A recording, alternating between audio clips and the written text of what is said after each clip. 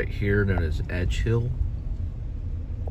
For some weird reason, there are a lot of cool trees all along in this neighborhood.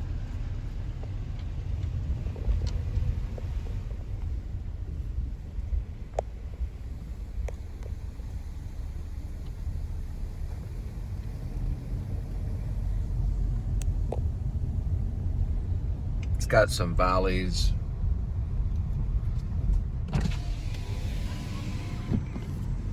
I did some Lynn Driver stuff over here for some of the trees.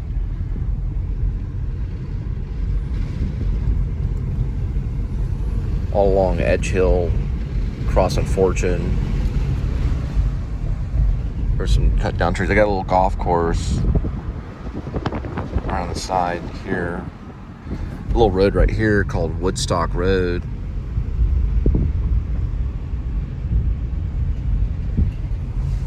I think I might have taken some of the photos there off of Woodstock Road.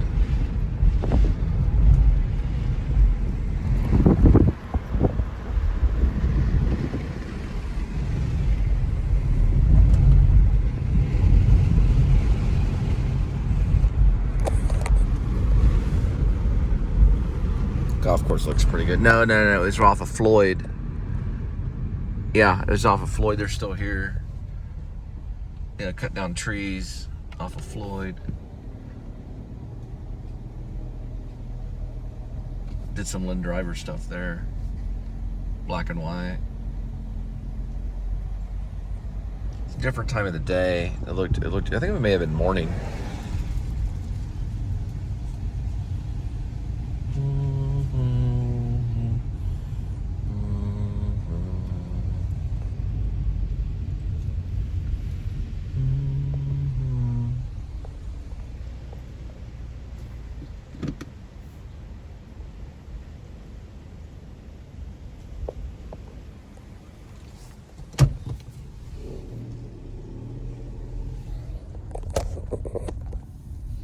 On the other side is a big hill, a little valley hill.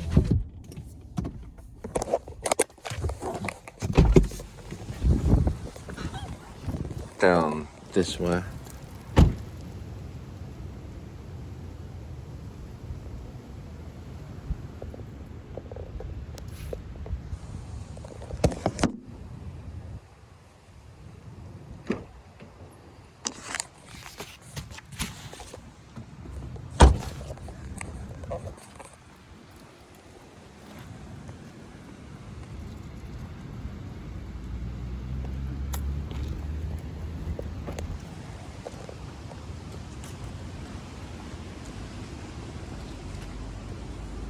Called Edge Hill.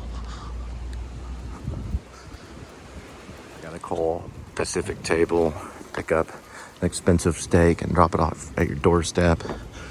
Don't know why, but there's some old trees here.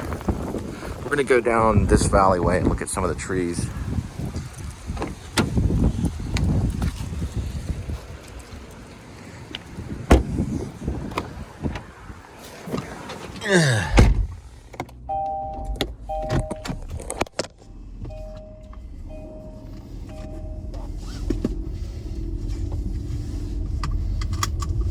Kind of, I don't know, I think maybe a scene from Lynn Driver,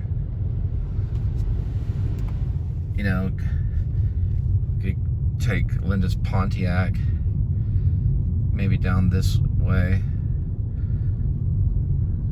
There's another little area that pockets in the corner. It's a cool little house that looks kind of, it's not really abandoned, but it's got a cool yard and stuff. She might could do a delivery over there and do it black and white, do slow-mo.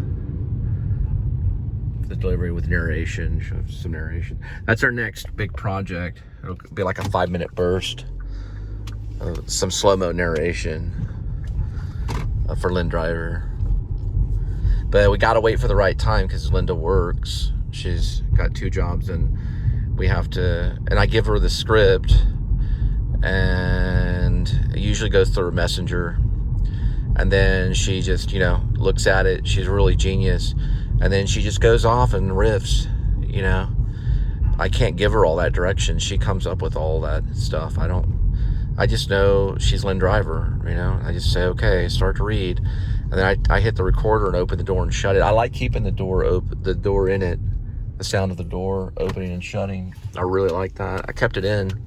You can hear the door open at the beginning of the original and the 7-minute burst that we sent up. Really nice trees.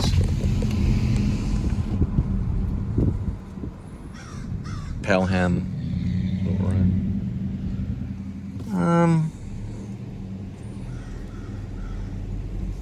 Let me get a little bit more.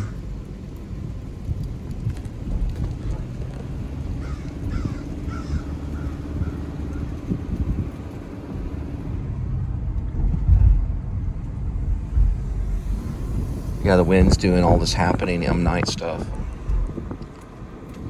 Got real M. Night for a minute. What David Lynch says about that thing, you know. It's a cool dog right there.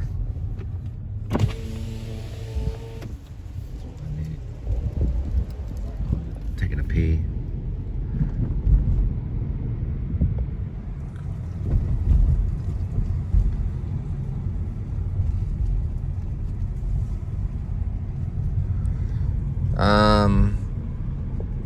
Pretty cool here. I like Edge Hill. We'd probably go here for the drop.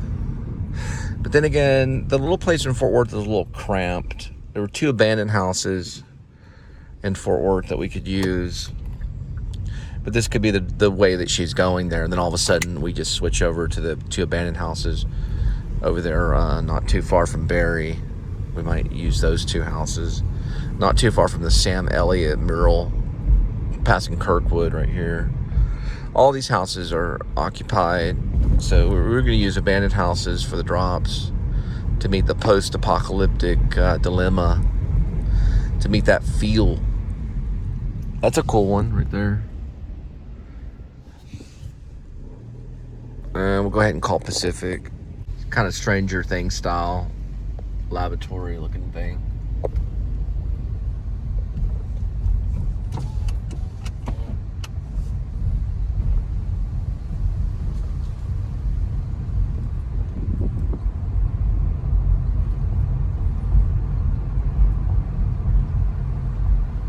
Right off Camp Bowie.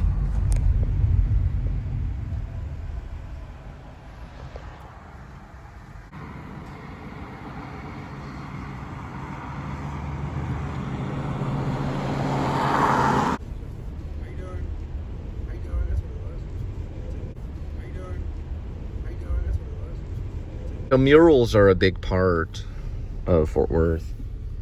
They really are. You know, my drama teacher, he would do murals. They're hard to do. My drama teacher was more genius than this person, but not too bad. It's Dolly Parton.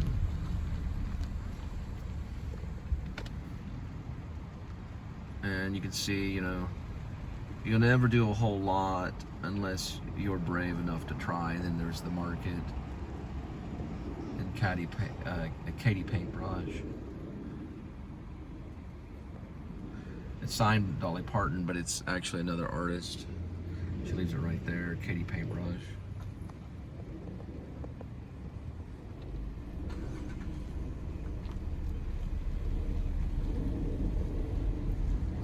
Chris Farley, Adam Sandler, David Spade.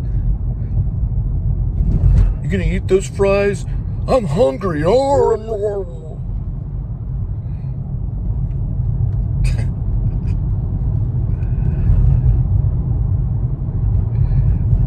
hungry.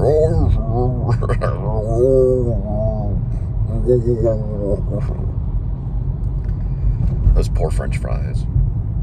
They had to go inside Chris Farley's mouth. We're going to look at some trains. Choo-choo. Then it'll be going right over the Trinity River, that is. The Great Trinity.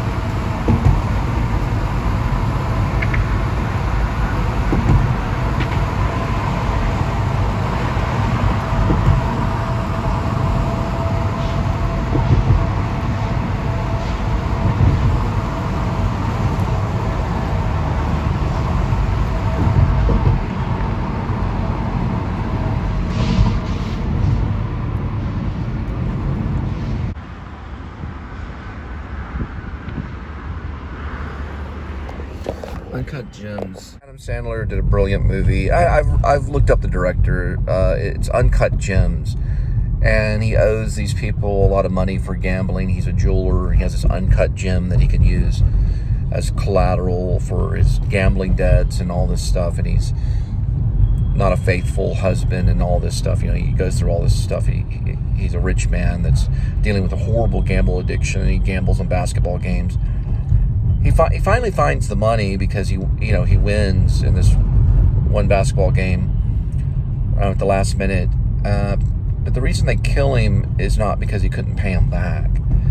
It's because they're impatient, and he has them in a situation that the people, because of their behavior, because of their personality, are the reason why they kill him. It's not because he couldn't pay him.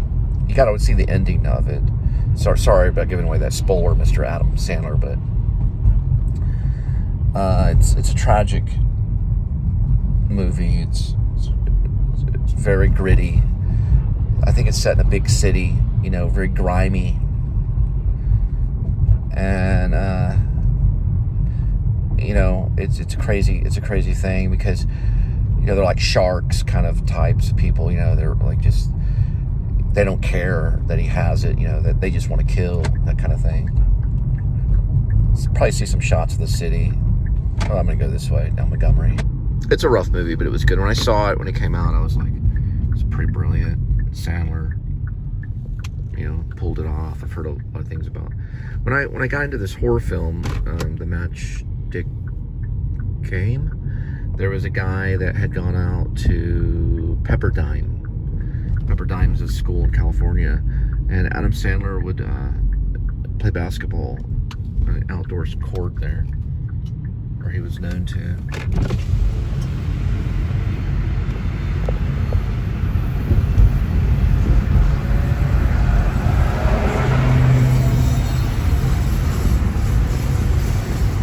Evergreen.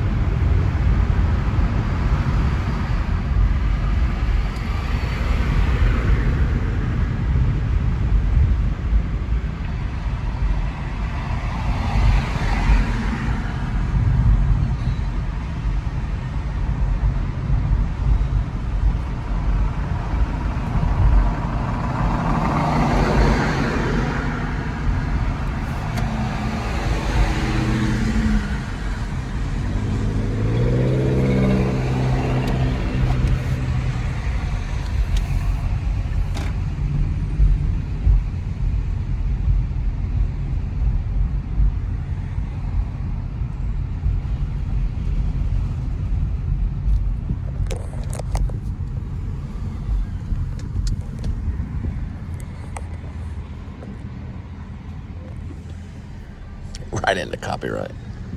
Could hear it coming. Well, no, Blue Goose doesn't have. That's right. Straight up music. When they put that copyright on it, they're like, "You can't use me. I'm Capitol Records." Been listening to Sparkle Horrors. stuff's great. Capitol Records signed that guy too. Look at that right there by that. We'll see Pacific Table here in a minute. I'll show it and then I'll show it again. You saw Pacific Table. You might could do the math.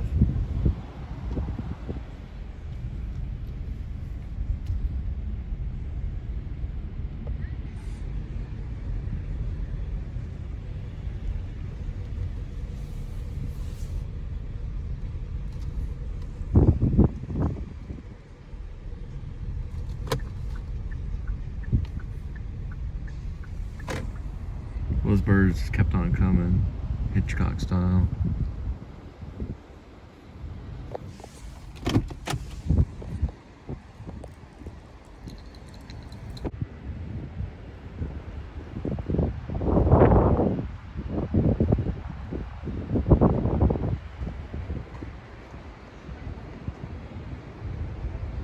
They come in like these rows of birds, one after the other, all headed one direction.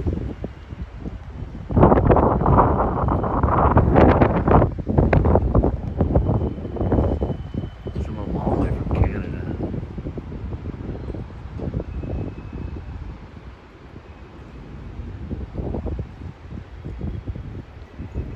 Here comes more of them over here. Right.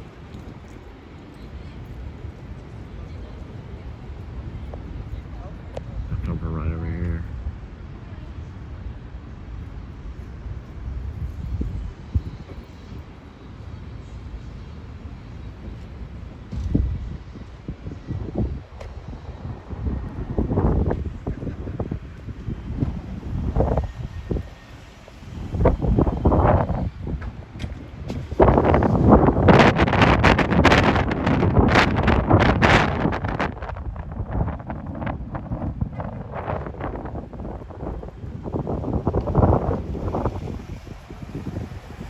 You only see these types on Sunday. Church birds headed to their nesting ground.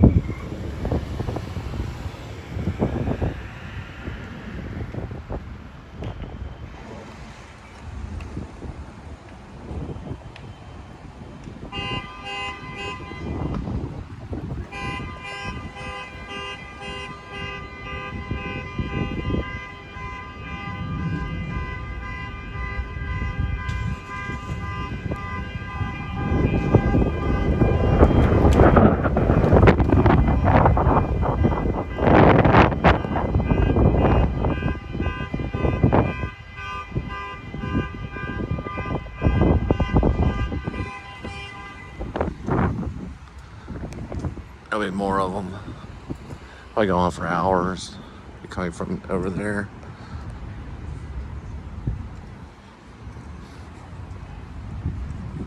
Look at that Sunday stuff.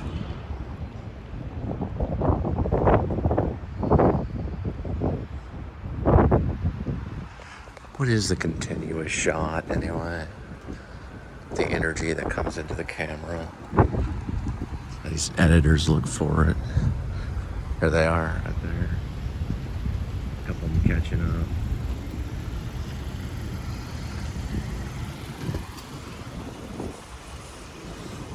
Goes from Pacific to Pacific.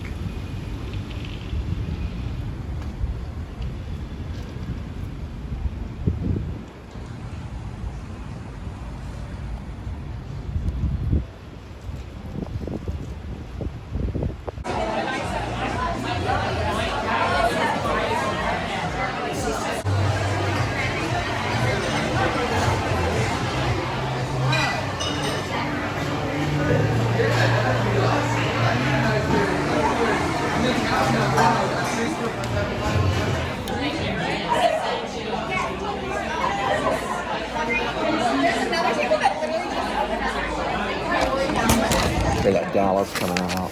There's another table that literally just opened up that comes out of Dallas. The word literally. I was like, it literally did this. I'm gonna take a photo over here.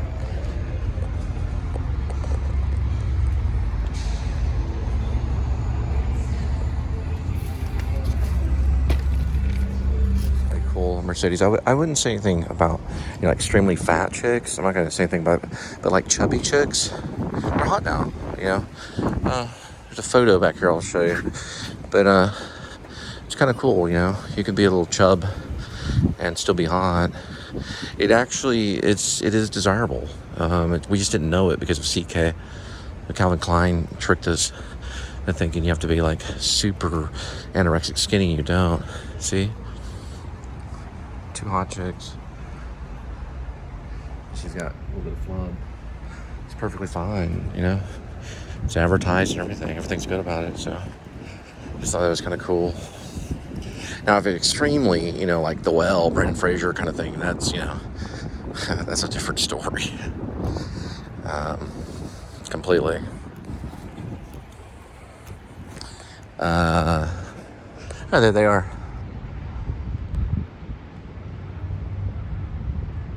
They say that people do that for protection. Protects them. That's what Diane told me. It's a form of protection. I'm actually going to put this in the back. Some of those... what is this again?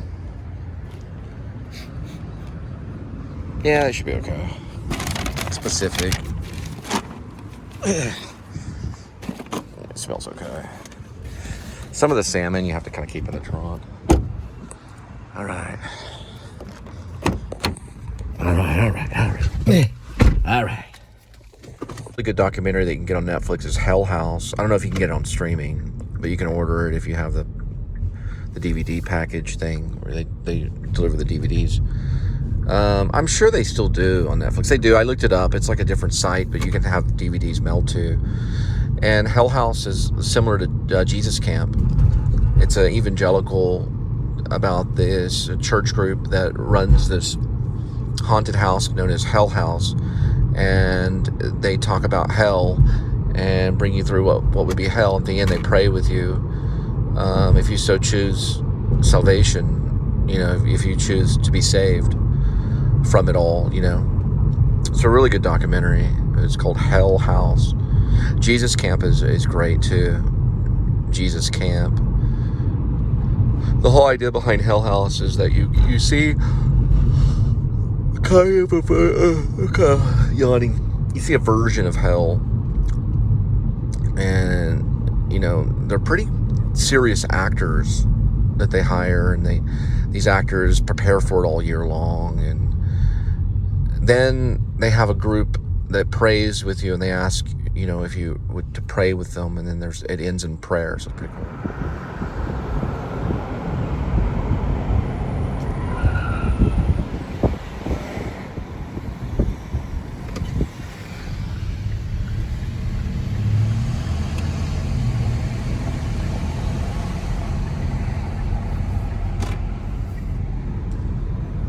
WABI. Wabi. The Wabi House.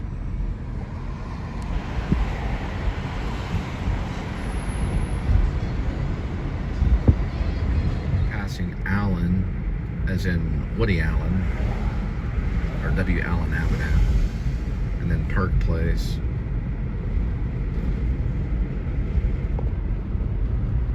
Then we'll continue on 8th Avenue. Both of these are avenues, Wheeling Avenue and 8th Avenue. 8th Avenue.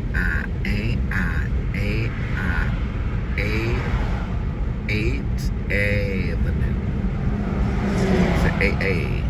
8th Avenue. If I remember it. Both makes the A sound. Starts with an E and then an A. EIGHT for 8 avenues, AVE and UE.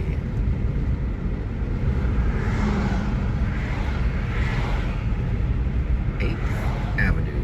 These bushes weren't there when I was a kid. You could still see the trail or the train tracks. But this was very common for me to take this road right here. Elizabeth Boulevard, the name of my first daughter.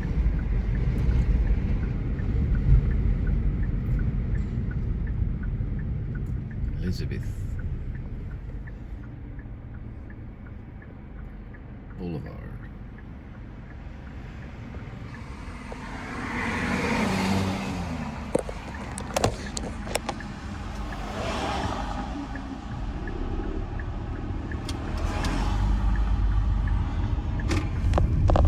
Going into Ryan Place. We'll pass Willing. I lived on Willing Avenue. Willing Avenue. That's Ryan Avenue. We just passed. And we're passing Willing Avenue on Ryan Place.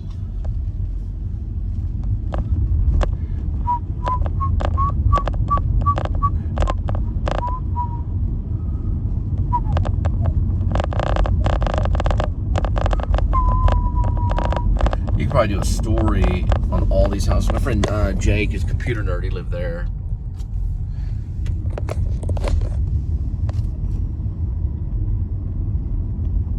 But he's also kind of punk rock too. He used to always start a mosh pit at school. He'd be the guy that would start a mosh pit. And anything, it could be in anything. He did it at a pep rally one time. And like one time they're doing like a conference thing. It was like an academic thing. He started a mosh pit right there. Somehow he'd always say, "I smell a pit." And then he'd start a mosh pit all the time. He's big fan of Tool. I was kind of short with him one time. I pretended like I was going to hit him one time because I was just being mean. But he believed it. I don't remember. He was talking shite. He couldn't help it. He'd always talk shite. He's just thinking in the theater room. He'd go, boom, boom, boom. He'd say it like really loud. He was pretty cool. Knew a lot about computers. As long as you know about computers, it's okay. If you know about the computers, it's okay. If you know about the computers, it's fine. You'll be fine.